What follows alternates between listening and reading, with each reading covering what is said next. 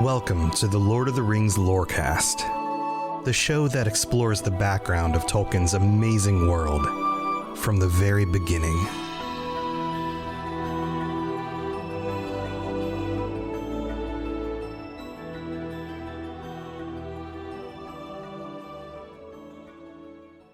For much of Tuor's story so far, he's spent a lot of time alone. He has run into some other characters and he's spoken with them, but we haven't really had a secondary character stick around in the story for any real length of time yet. But now Ulmo has brought him together with Voronwë, and we get this section in the story, for the first time it seems, a protracted conversation, let's say.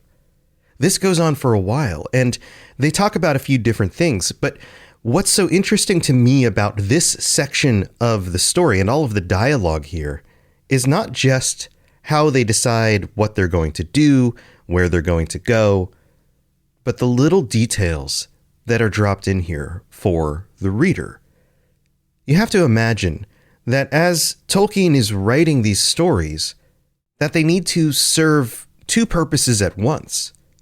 First of all, like The Hobbit or The Lord of the Rings, if you are somebody who is new to his mythological universe, then you don't understand all of the background. You don't have the context of why this story is set at this period of time and what has gone on around it. So you have to clue in the reader a little bit to the past events and to why the world is the way it is during exactly this time period.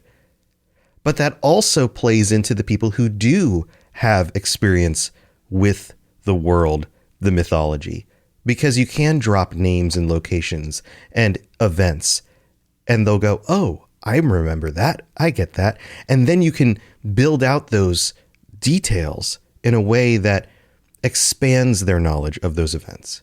So it does two different things. And like I've mentioned before with old myths and fairy tales and things like that, sometimes you just drop a name and you don't explain any of it. And that's also normal in this style of writing. And in this section we're about to go through, we have this really cool conversation between the two characters and some archaic language, some old uses of words that are different than we might use them today, but then also some details about what the world is actually like in a way that, even though we've gone through the Silmarillion, might still shine some extra light on the situation and the world during this darkening period toward the end of the First Age.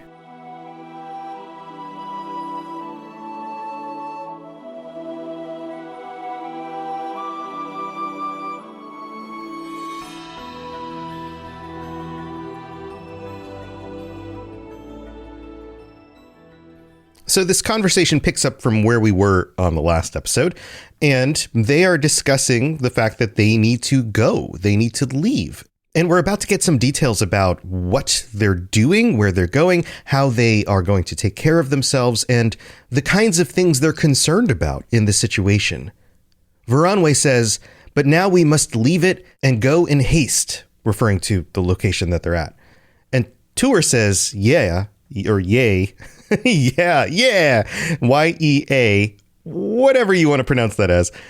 And he then airs some of his concerns. He says, but whither you lead me and how far? Shall we not first take thought how we may fare in the wild? And if we may be long, how past the harborless winter? What? This is a complex sentence. Okay, so basically, how are we going to take care of ourselves out in the wild? How do we feed and protect and shelter and all of that stuff ourselves? But also the use of the phrase, how pass the harborless winter. Super interesting. Just like being out in the ocean on a boat without harbor, how are they going to take care of themselves in the ocean of winter as it comes? And using the sea language because both of their hearts are drawn to the sea.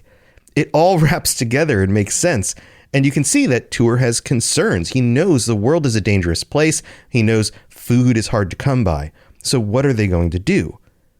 Well, Voronwë answers, but reveals nothing about the specific path they will take. Because remember, the path to Gondolin is supposed to be a secret. But he does answer part of the question.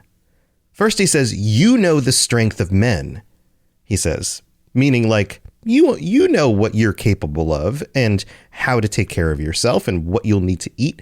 You know how far you can go and how far you can push yourself. That's basically what he's saying there. Then he starts talking for himself and he says, as for me, I am of the Noldor. And this is one of those moments that both clues in new readers to what the Noldor even are, where they came from, and what they're capable of. But those of us who have read more will also get a little bit of insight from this as well. He says, and long must be the hunger and cold the winter that shall slay the kin of those who passed the grinding ice. So he reveals two things. Basically, the Noldor are hardy. It takes a lot to bring them down. Also, we passed the grinding ice. Now, that sounds important if you don't understand what that means, and it's definitely important if you do. You know that these are the people who made their way through the north in order to get to Middle-earth from Valinor. He goes on and says, yet how think you that we could labor countless days in the salt wastes of the sea? Or have you not heard of the waybread of the elves? And he reveals to him a secret. And this is one of the first times in these old works, these stories from the First Age, that we hear about waybread. And we know about this from the Lord of the Rings. Galadriel in Lothlorien gives the party, the fellowship, waybread in order to help with their journeys, because this is a secret from the elves. And it's an old secret from the elves because it goes back to at least this long ago. But then we get even more detail about what this waybread is. It was used for travelers, but also people on the ocean, mariners. He says, and I keep still that which all mariners hold until the last.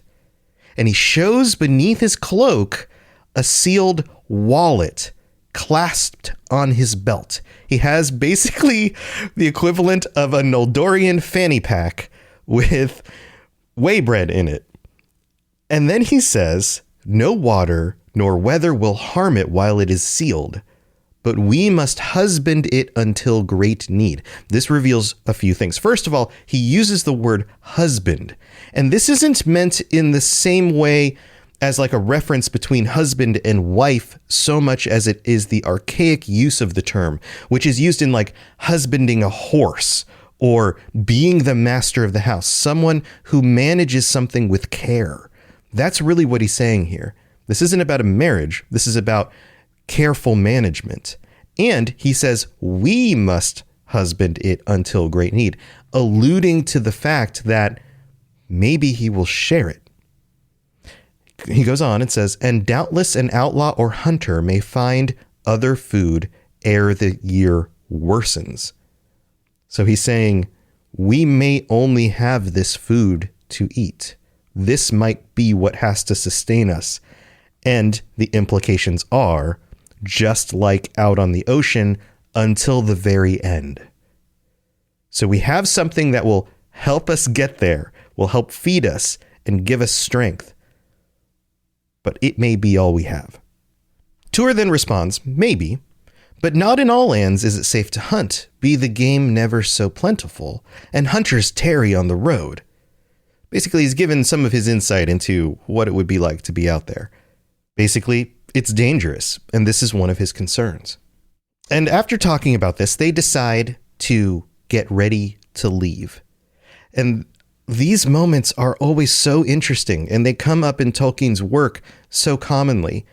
Why would you detail what they put in their packs and those kinds of things unless there's meaning in it?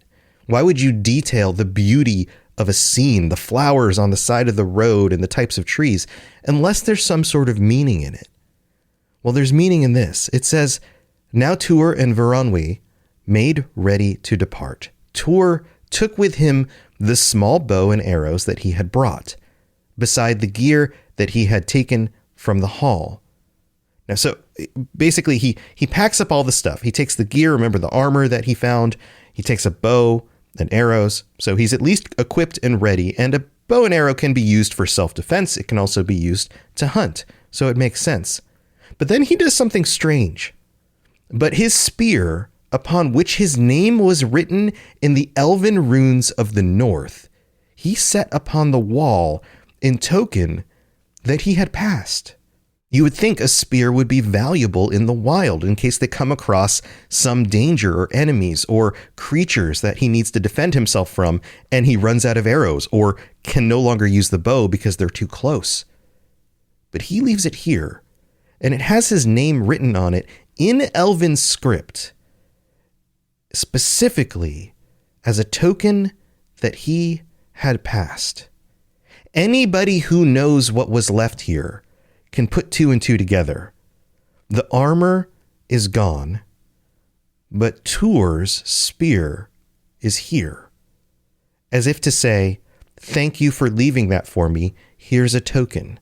Or maybe here's evidence of who was here.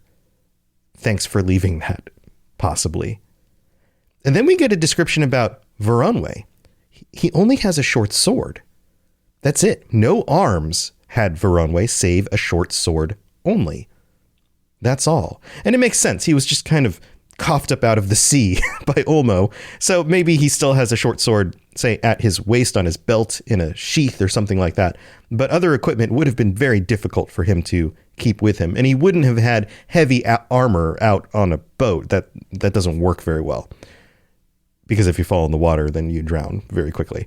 It goes on, and we get a description about where they go, the path that they take.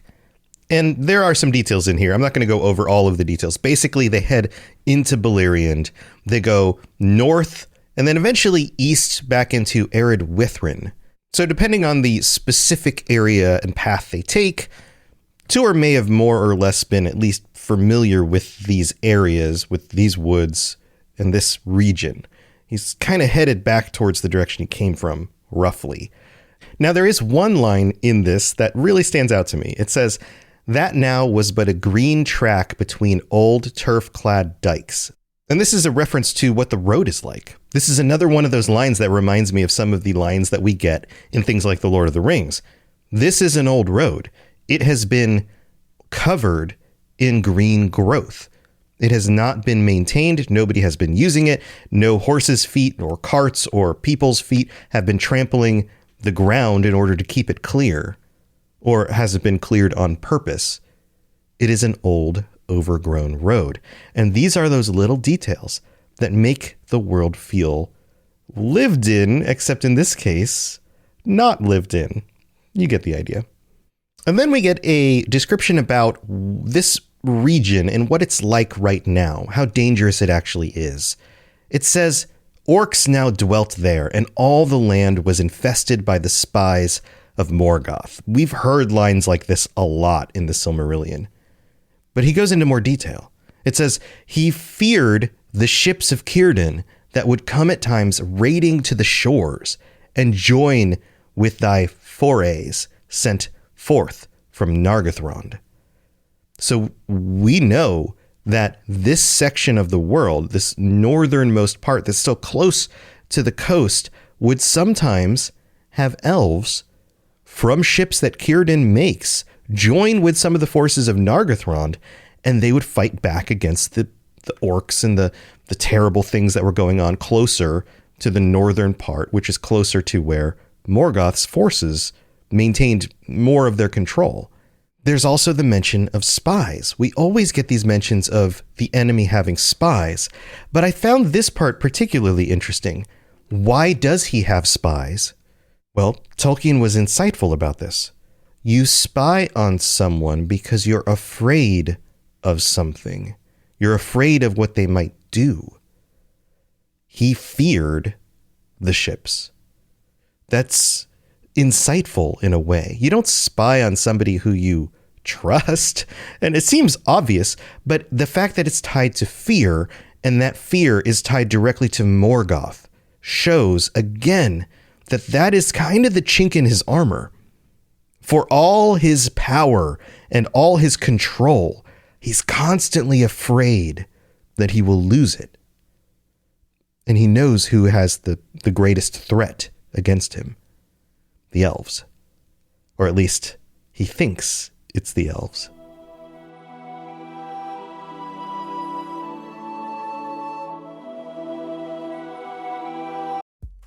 It's time for that spring reset. I'm taking a look at everything in my closet and figuring out that, oh no, this absolutely needs to go. And it's about time I replace things so that my clothes aren't older than my 15-year-old. Now you might think that they lasted that long because they were well made, but no, they're in terrible condition. Unlike the new jeans I just got from Quince. Jeans have always been my personal go-to because you can kind of wear them for lots of different things, but maybe they're not your thing. Maybe you're looking for, 100% European linen with insanely soft flow knit activewear fabric. It's definitely getting warmer, and their flow knit activewear is moisture wicking, anti-odor, and soft enough that you'll actually want to wear it every day. So pick out what you want. You can't go wrong because they have prices 50 to 60% less than similar brands. And like I said before, they are high quality. I continue to wear their clothes all the time, and I know that these new jeans are going to last me a lot better than the other things in my wardrobe. And on top of it, they look great. They're so comfortable, and I spent just as much on the jeans that I am now cleaning out of my wardrobe. So if you're looking for something better, just all around better, go check out Quince. So go do it right now. Refresh your wardrobe with Quince. Go to quince.com/ringslore for free shipping and 365-day returns. Now available in Canada too. Go to quince.com/ringslore for free shipping and 365-day returns. Quince.com/ringslore.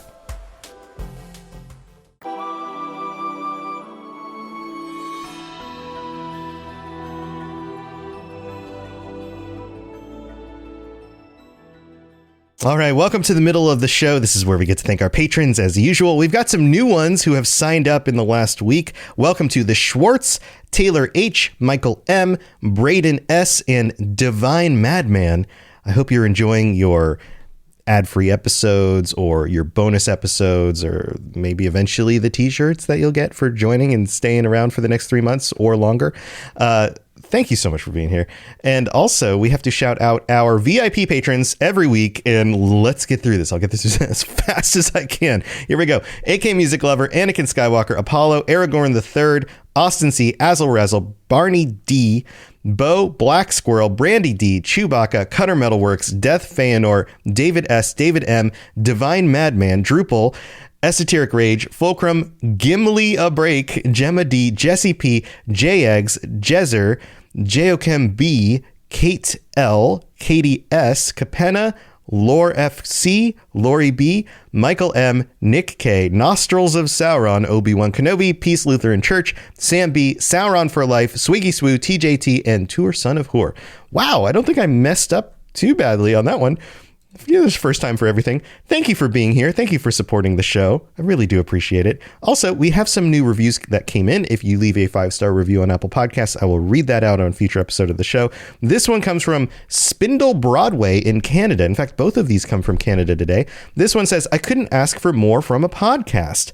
I got stuck on a 12-hour layover, and oh my God, I've been through that. I understand. And was in desperate need for something to listen to. What became a desperate pick for background noise is now something I actively listen to in my free time. I've only reached the Sundering of the Elves, but it's scratched a Tolkien itch I didn't know I was craving. The deep dives, tangents, and humor make it a perfect mix. Keep it secret, keep it safe, and keep up the great work. Thank you so much, Spindle. And then we have one from Nico Stark, 89 in Canada, who writes, absolutely love this podcast. I always found the Silmarillion an intimidating book to read. Although I love The Lord of the Rings and the lore of Middle-earth, I limited myself to only reading The Hobbit and the Lord of the Rings trilogy, as the other books were too complex. Robots has a natural talent for being able to tell the tale in simple terms while still immersing you in the world Tolkien created. Only disappointment, I am limited to giving this podcast 5 stars. In my opinion, it's worth 10 stars. Double the stars. That was my adding in. Can't wait to see what Robots has in store after this. Perhaps a history on the world of ice and fire? Game of Thrones. I am a fan of those books as well. I haven't read all of them, so I'd have to do some prep and some research, but never say never. Might be a thing. I mean, there's part of me that's always like, oh, that sounds fun. Maybe I should do that. And then there's the other part of me that's like, that seems like a lot of work. So I'm like, it's the yin and the yang of content creation. Do I dive into it because it seems like a fun idea and people might like it? Do I give myself that much more extra work to do every week? Maybe. I won't say no. Maybe. We'll see. Thank you for taking the time to leave those reviews, Nico and Spindle. And also thank you to everybody who rates the show on Spotify. There's hundreds of ratings on there now, and that is amazing. Plus whatever podcast catcher you use other than those, or sharing it with your friends, all of that stuff. You guys know how this works. All right, I'll stop yapping. Let's get back to the show.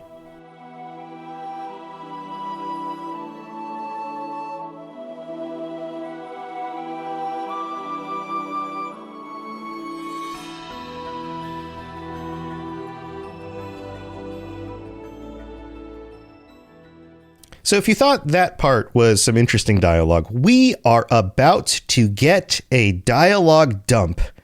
Well, maybe dump's not the right word. Dialogue. No, maybe dump. I can't come up with any other words. A dump of dialogue from Voronwë about all sorts of things. First of all, they sit with their cloaks under the hills, and we're reminded of the cloaks that keep them in shadow, keep them from the eyes of other people. Remember that?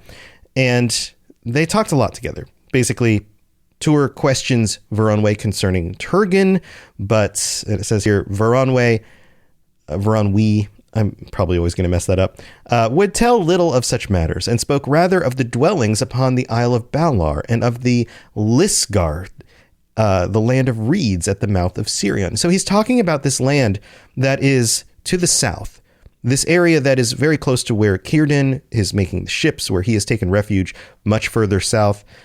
And we're given some really interesting details, not only about this region, but about his journey down there and where he came from and why. So I'm going to read through almost all of this. I'm going to quote most of this because it's interesting. He says, "There now the numbers of the Eldar increase," he said, "for evermore flee thither of either kin, from the fear of Morgoth, weary of war. But I forsook my people not of my own choice, for after the Bragolak, the big battle that just happened, remember the one that Huor and Hurin were in, where they saved Turgon's butt, remember that? Yeah, after that happened, and the breaking of the siege of Angband, doubt first came into Turgon's heart that Morgoth might prove too strong. In that year, he sent out the first of his folk that passed his gates from within." So we're given this like history dump. It was in that year. Remember, they were hiding. And this is the one time that he sent out people that were hiding in Gondolin back out into the world. But for what reason? A few only, upon a secret errand, they went down Sirion to the shores of the mouths. So where the two rivers meet, down where Círdan was. And there built ships. But it availed them nothing, save to come to the great Isle of Balar, and there establish lonely dwellings, far from the reach of Morgoth. So this is the founding of the elves on the Isle of Balar. Balar, however it's pronounced. "For the Noldor have not the art of building ships that will long endure the waves of Belegar the Great." So he reminds us, the Noldor are not the great shipbuilders. They can build boats, and they can work for what they need to do, but they are not of the quality of the Teleri, of Círdan.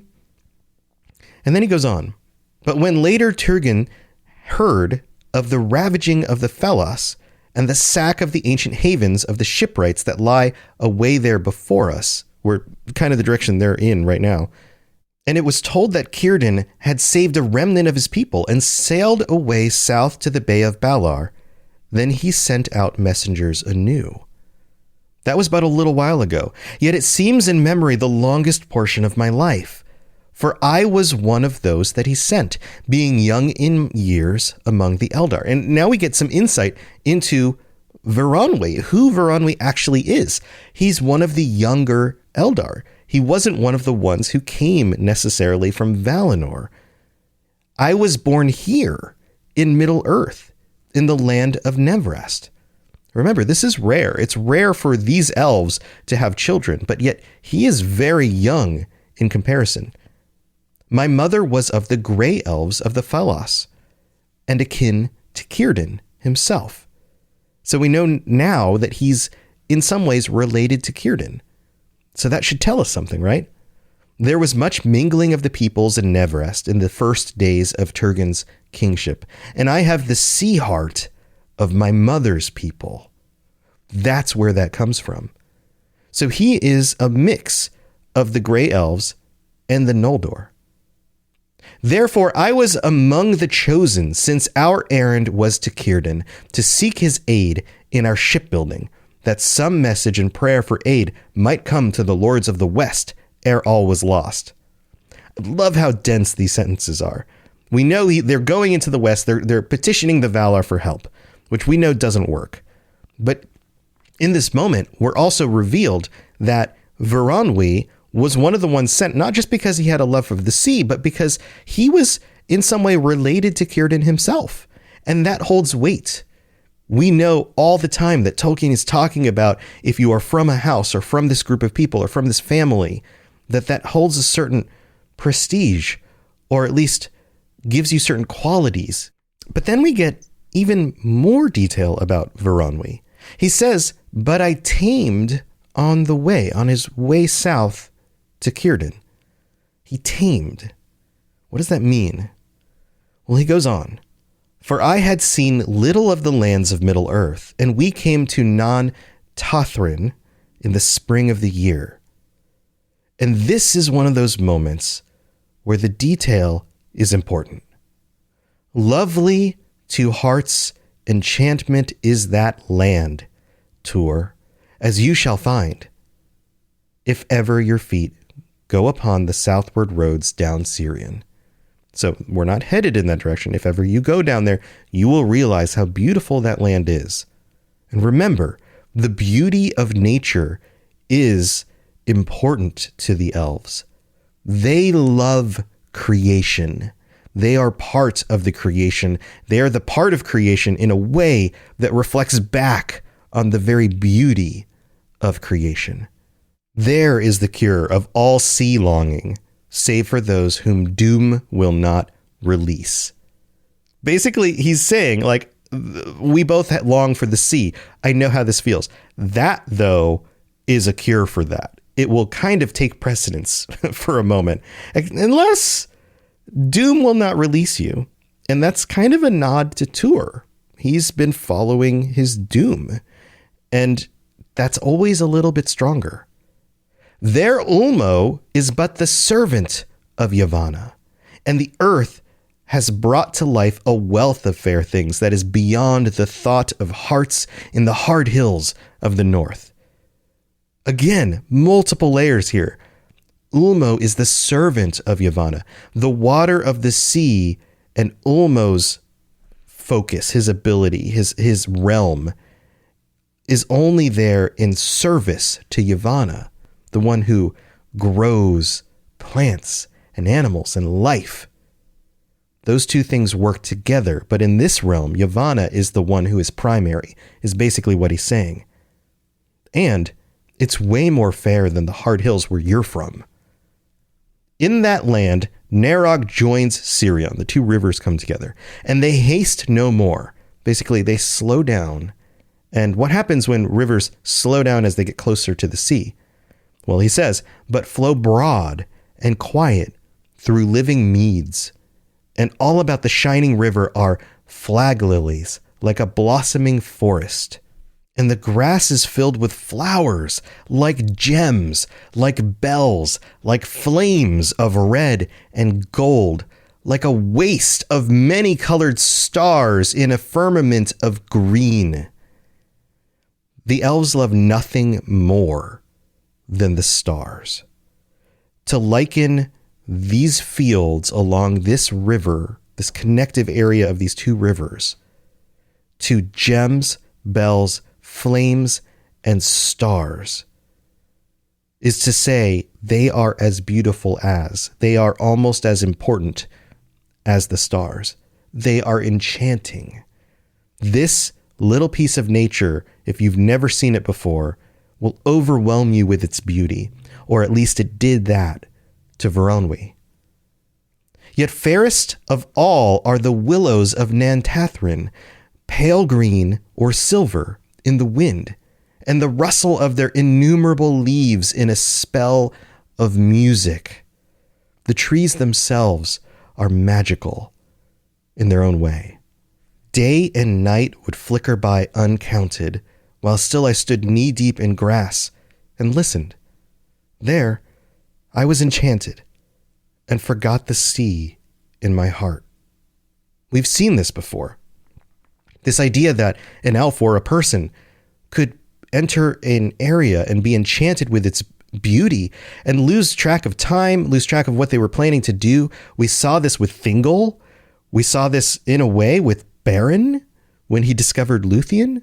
She was the beauty that enchanted him, not the land itself.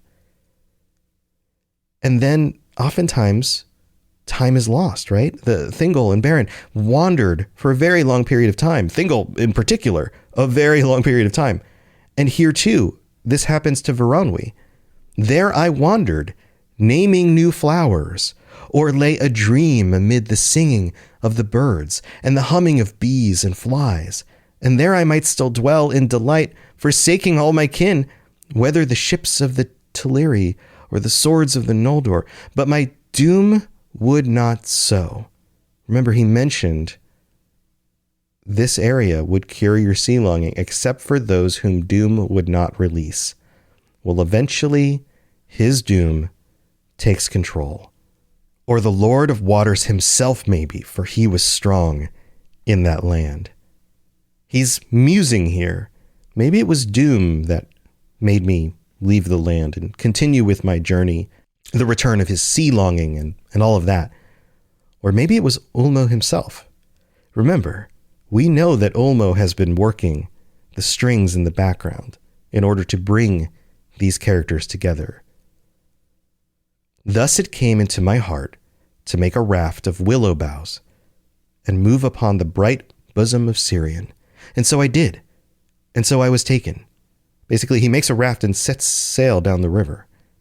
For on a day, as it was in the midst of the river, a sudden wind came and caught me and bore me away out of the land of willows down to the sea. Thus I came last of the messengers to Círdan, and of the 7 ships that he built on Turgon's asking, all but one were then full wrought. It took him a long time to get there. He shows up very late. They're almost ready with all the ships. And one by one, they set sail into the west, and none yet has ever returned, nor has any news of them been heard. Thanks for listening to the Lord of the Rings Lorecast. If you'd like to learn more about other fantasy worlds, check out my other podcasts, The Elder Scrolls Lorecast, The Witcher Lorecast, and more at robotsradio.net. If you'd like to reach out, I'd love to hear from you. Send me a note on Twitter at robots_radio, or join our amazing community on the Robots Radio Discord. There are links in the show notes, or just search Robots Radio Discord, or find the link on robotsradio.net. I'll see you next time.